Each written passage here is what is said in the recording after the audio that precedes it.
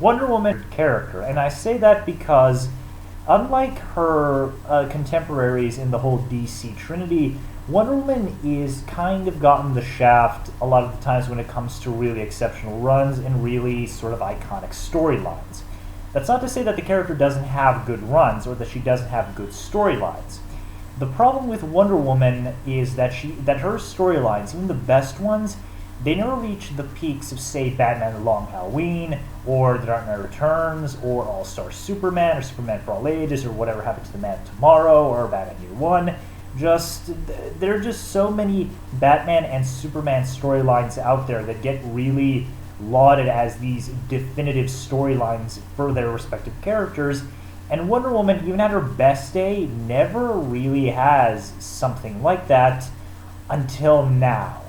And I'm not exactly 100% sure if Wonder Woman Earth 1 is going to be lauded as Wonder Woman's all-star, or if this is going to be a situation where, such as with JMS's Superman Earth 1 trilogy, we're going to have to see the whole trilogy to really see what Grant is doing, because this is a really weird book, and I know a lot of traditional fans of the character of Wonder Woman are probably going to hate it, because this is quite a bit different from what most people associate with Wonder Woman.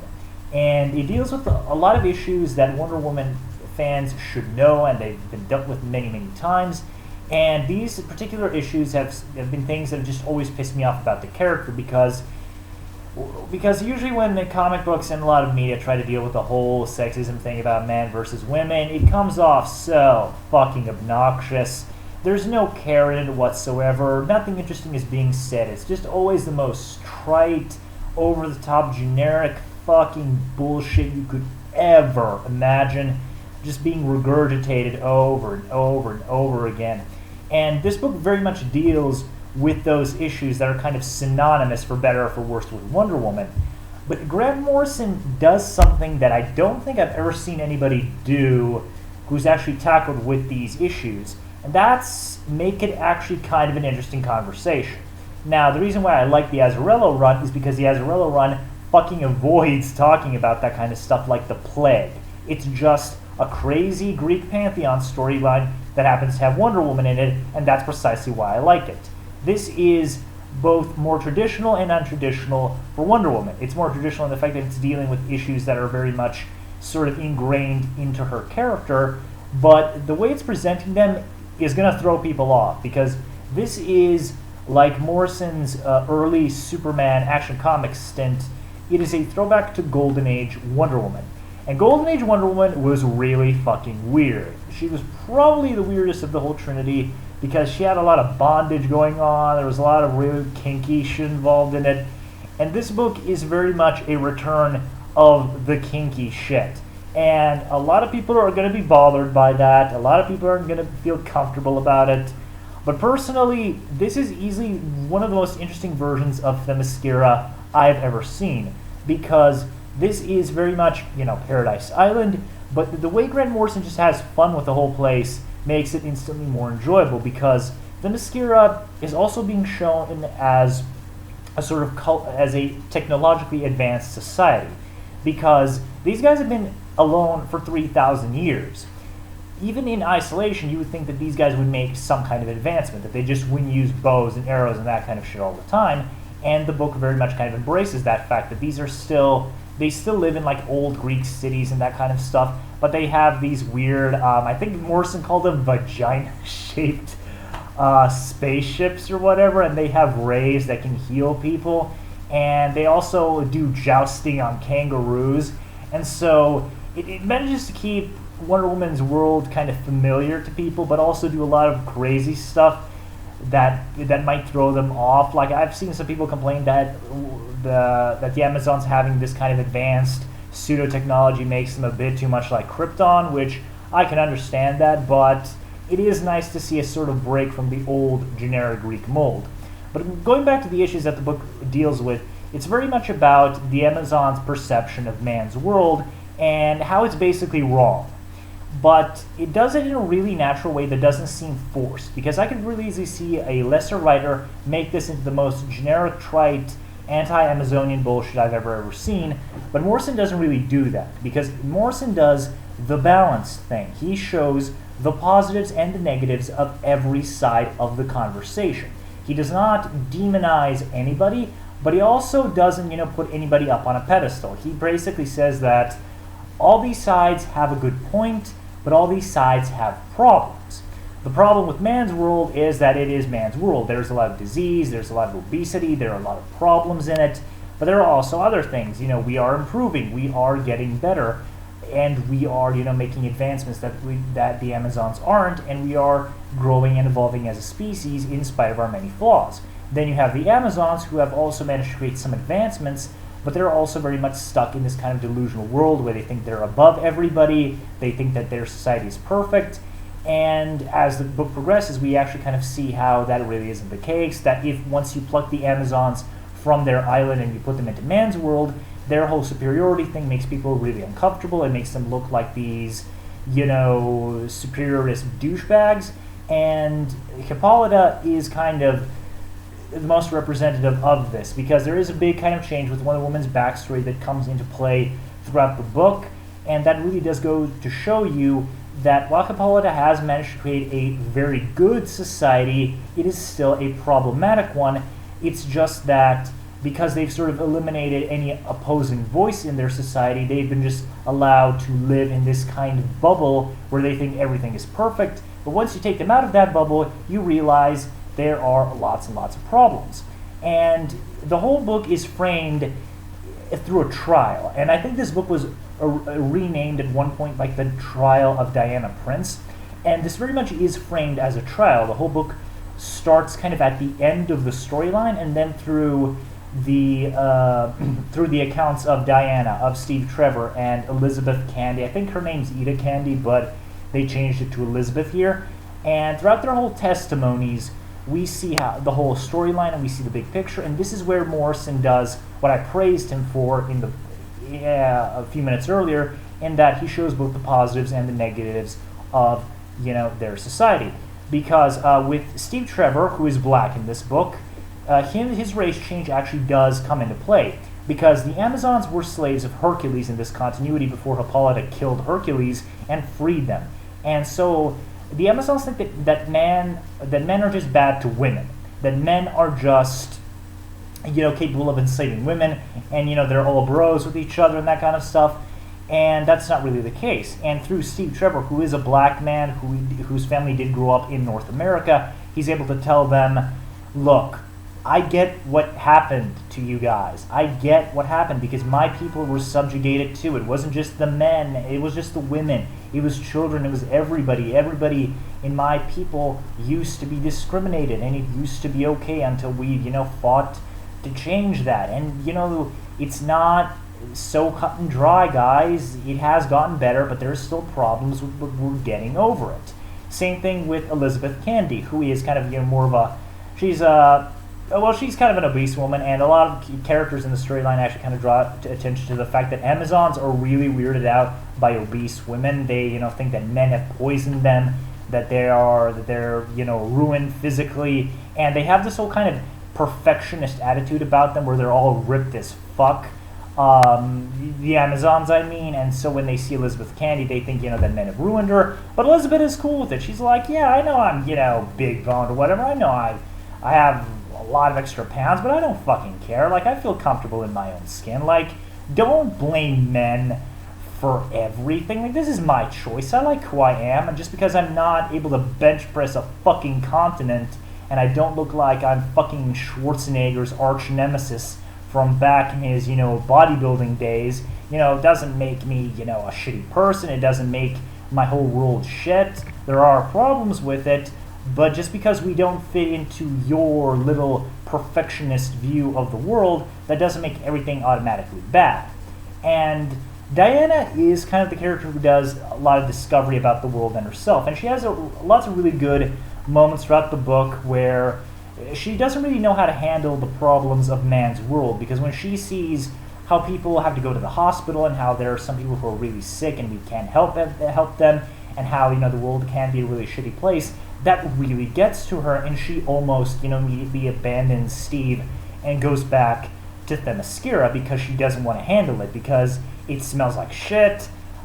It's very dark, it's very grimy, and it is not the whole big paradise that Diana has grown up in, but as she interacts more with Steve and through Elizabeth, she realizes that this place is flawed, but there are lots of really good people here. Not just men, not just women, but actual good people here, and I think I can make a positive difference about it.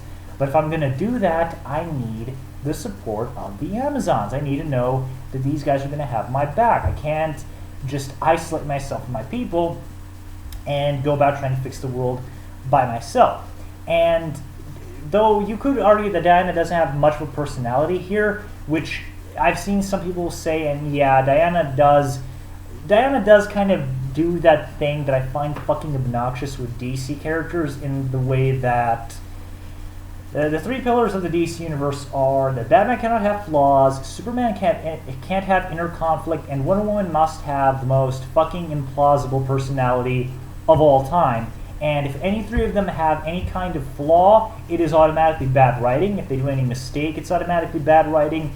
And if you give them any kind of conflict that doesn't end with them turning out triumphantly the victor, in spite of what the other side is saying, and in spite of what the other side, if the other side has good points, then you are fucking shit at writing DC characters. This has moments of that, and that does bring down the book for me personally, but I do like the moments where Diana brings Steve like a collar, and it's like a BDSM collar, and she's like, in my society, putting collar on another person, this kind of kinky bondage shit, it's kind of a symbol of love. And Steve, being a black man who, had, the African slavery thing, he's like, what the actual fuck is this? But once again, Morrison doesn't go overboard with it, Steve's just kind of like, and then Diana later figures out, what she did, and she apologized, and she feels sorry about it.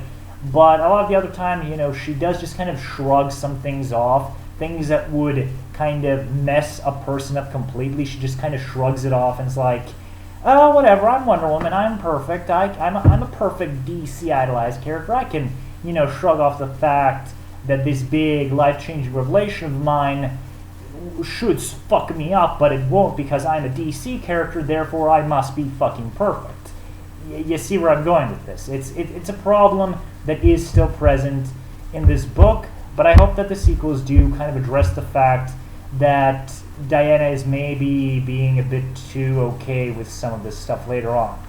But, oh yeah, and speaking of the art, because the art is the primary reason why this book has been delayed so long. Actually, it was supposed to come out last year, but because of Batman vs. Superman, DC decided to hold it off until April so that they can kind of coincide the releases. And the art is fucking amazing.